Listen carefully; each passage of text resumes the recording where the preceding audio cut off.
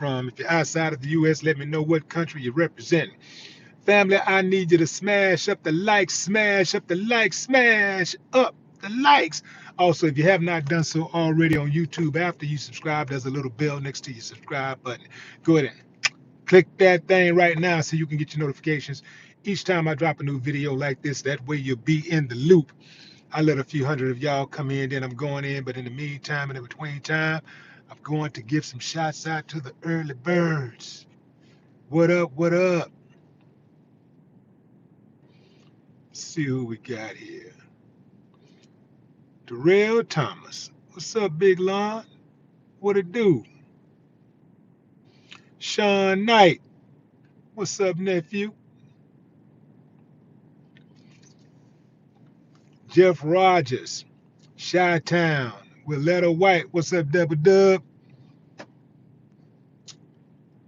Lovely Lady. Preston Brooks. Rich Craft. What's up? James Francis. Darkness. Good day. What up, Leslie? What it do? Cara? Earthman. Peace, peace, peace. Robert Simmons. Charles Mills. I'm going in, fam. I see St. Paul, Minnesota in the building. Derek, I'm going in, fam. You're sitting on the couch. That's the scenario, fam. You're sitting on the couch. You're watching TV. Your life is passing you by. And you keep procrastinating. You're saying to yourself, maybe I'll go to school next semester. Maybe I'll go next year. What are you waiting for?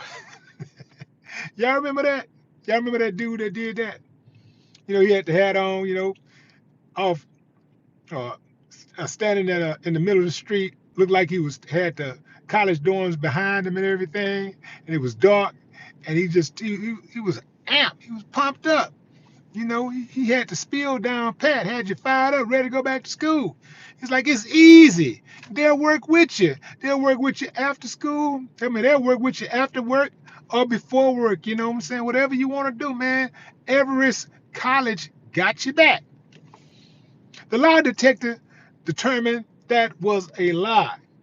Well, perhaps Everett College would have your back, but it really didn't have his back, except when it came to paying him, because dude just revealed in a podcast that he got paid to do those commercials, which means he could not have been a student.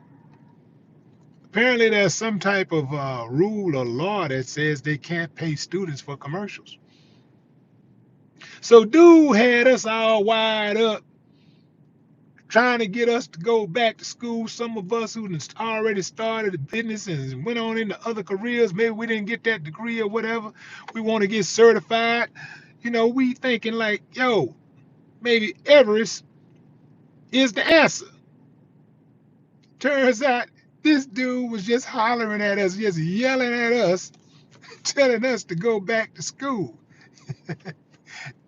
Go to Everest, and he ain't even went to Everest.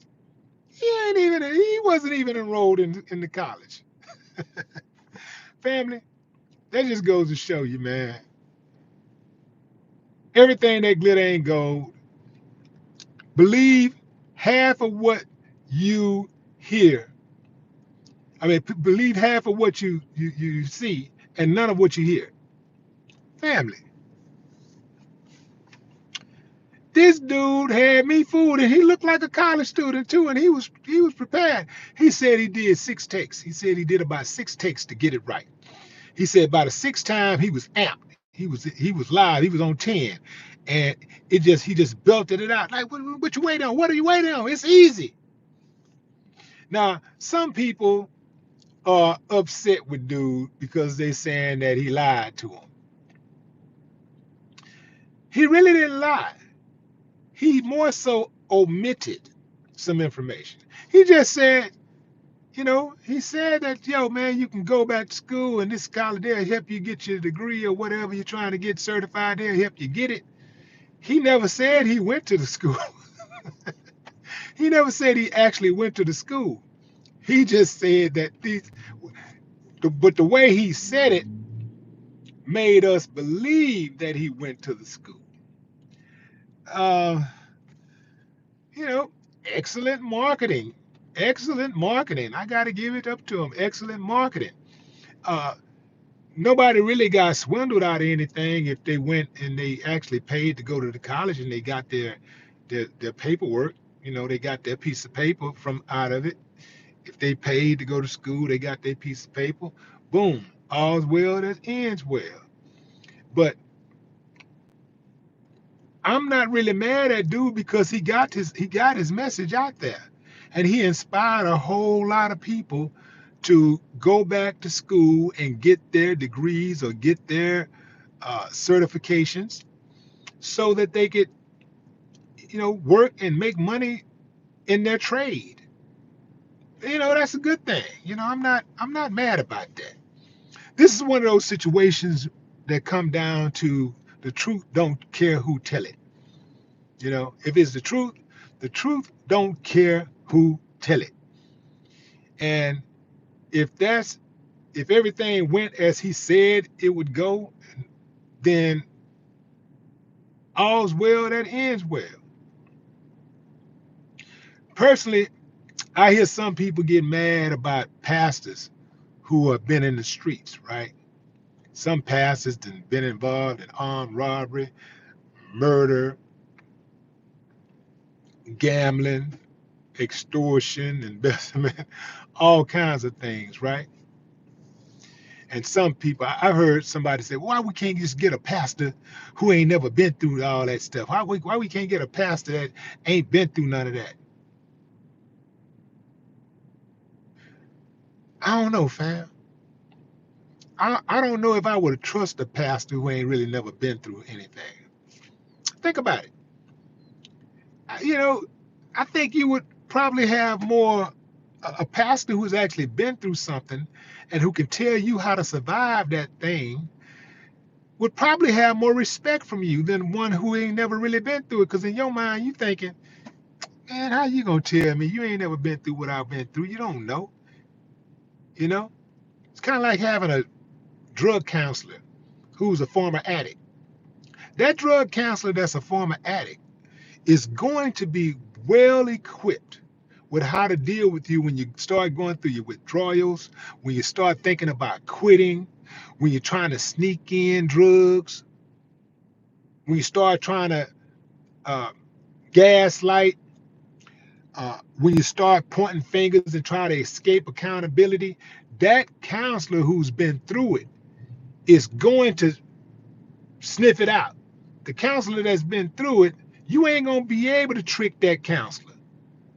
You're not gonna be able to be slick with that counselor and spook that counselor and scare that counselor like you can somebody who ain't never been on the streets or who ain't never been through it, who never been in a dark place with a gun to their head. You can do that with some of these squares, some of these people that ain't never been through nothing. All you got to do is say boo, they gonna jump. But somebody who's been through it, when you start talking that rah rah and getting all that, they're gonna be like,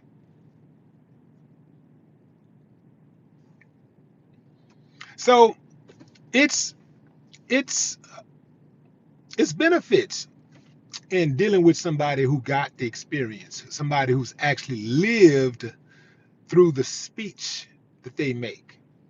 You dig? It's benefits in that, you know? It's benefits in that. So even if a person might have a bad rep, if a person give you some good game is good game. I've heard people say, well, I wouldn't listen to somebody who been divorced. I wouldn't listen to somebody with I wouldn't take relationship advice from somebody who ain't in a relationship. Why not? That person who's been in a relationship, who's been in a failed relationship, would probably know better than someone who is, let's say, in a new relationship. Now, somebody who got 20 years in, You know, it's hard to argue somebody who's got 20, 30, 40, 50 years in. You know, they got it down. Seems like they got it down, and they don't need no record of failure. You know, they got a clean a record of straight success. So that person might have an edge, right?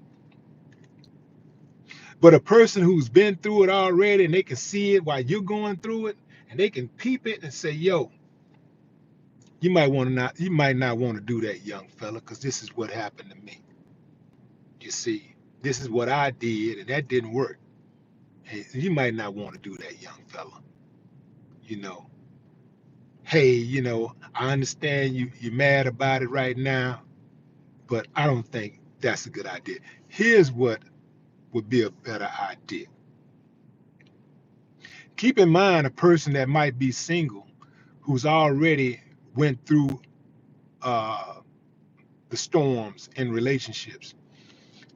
A person who's already single is probably that person is probably still single because that person has come to terms with what works for them. They understand that, before I go rush into something else, let me work on myself. Let me get myself all together first. Let me get myself right. Or maybe, okay, I worked on myself. Now I got myself together. Now I know what works for me and what don't.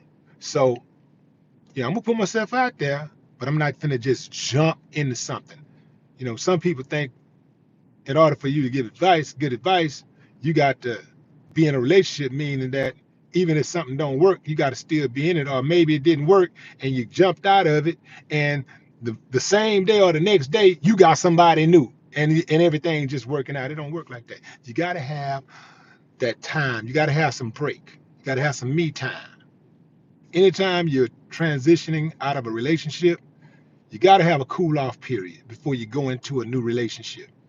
Because what'll happen is you'll go into that new relationship with a bunch of baggage, and you're still mad, and you still got old ideas and all this stuff. You ain't really healed. And here you are doing it all over again. And that person in the new relationship is catching some hell and catching some of the remnants of the old relationship. So you actually do yourself good by just having a cool off period. That way, well, I'm gonna finish this like this because my my